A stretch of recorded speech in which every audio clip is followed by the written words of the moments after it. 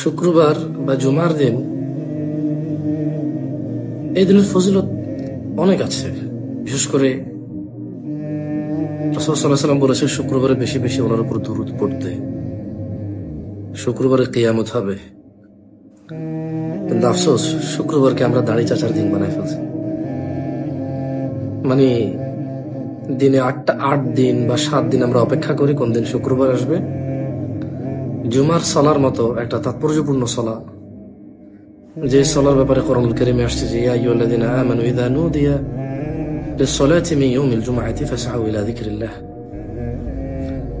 আল্লাহ সুবহানাহু ওয়া তাআলা এই জুমার নামাজের নাম ধরে বলেছে যে হে মুমিনরা, জুমার দিনের আজান হয়ে গেলে তোমরা বেচাকেনা বন্ধ করে দাও, আল্লাহর স্মরণের দিকে তোমরা ধাবিত হও।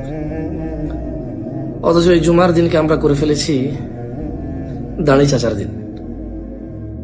মানে সপ্তাহে কোন দিন দাড়ি কাটবো, সুন্নতকে জবাহিত করব, সুন্নতকে ফেলে দেব, ধুলি ধূসর করে দেব, ওটা হচ্ছে শুক্রবার।